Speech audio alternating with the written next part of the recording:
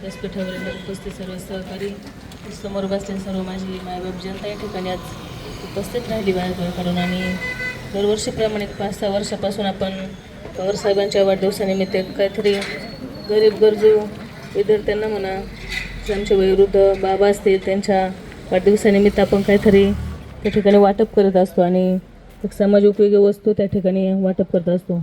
जसा पवारसाहेबांचा वाढदिवस आहे आपण साजरा करत असतो. वाढदिवस एक लक्षात राहण्याजोगा असतो, कारण लहान लहान बालकांना सुद्धा एक वाढदिवस आला पवारसाहेबांचा आठवण येते. आपल्याला खासदार साहेबांकडून काहीतरी वस्तू त्या ठिकाणी भेटणार आहे. तसे सर्व या ठिकाणी लहान लहान छोटे बालगोपाळ विद्यार्थी असतील सर्व या ठिकाणी आज सायकल नेण्यासाठी आतुरतेने उपस्थित राहिले आहेत 9 वाजल्यापासून. अधिक न बोलता, कारण पवारसाहेबांविषयी जर बोलायचं म्हणलं तर तितके काही मी मोठी नाही, कारण पवारसाहेबांविषयी बोलायचं म्हणलं तर एक दिवस पण आपल्याला पुरणार नाही. असं आगळं वेगळे कर्तृत्ववान नेतृत्व आणि दातृत्व पवारसाहेब आहेत आणि त्यांना जर भेटले काही वेगळीच ऊर्जा त्या ठिकाणी मिळते.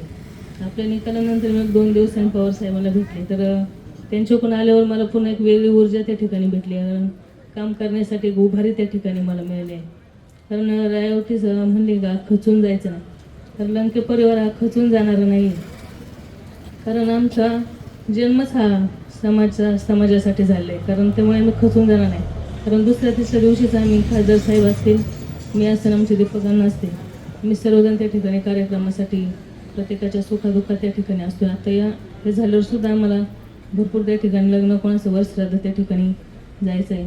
तर सर्वांनी खचून तर जायचंच नाही, त्यामुळे आपण सर्वांनी नव्या उभारीने आपल्याला त्या ठिकाणी पुन्हा कामाला त्या ठिकाणी लागायचं आहे. तर मी माझ्या वतीनं तसेच उपस्थित सर्व माझी मायबाप जनतेच्या वतीने, उपस्थित सर्व व्यासपीठावरील माझ्या सहकाऱ्यांच्या वतीने आणि खासदार निलंके साहेब यांच्या वतीने मी पवारसाहेबांना खूप खूप कोटी कोटी अशा सदिच्छा शुभेच्छा वाढदिवसानिमित्त देते आणि त्यांचं आयुष्य या पुढचं सुद्धा राहिलेलं आयुष्य सुख समृद्धीचं आणि आरोग्यदायी आणि भरभराटीचं जावं अशी मी सदिच्छा शुभेच्छा देते. या ठिकाणी थांबते आणि सर्व या ठिकाणी विद्यार्थी गरजू आले त्यांना लगेच आपण त्या ठिकाणी सायकलीचं वाटप, तसेच आपलं फिरता दवाखान्याचं सुद्धा आपण त्या ठिकाणी गाडीचं उद्घाटन केलेलं आहे.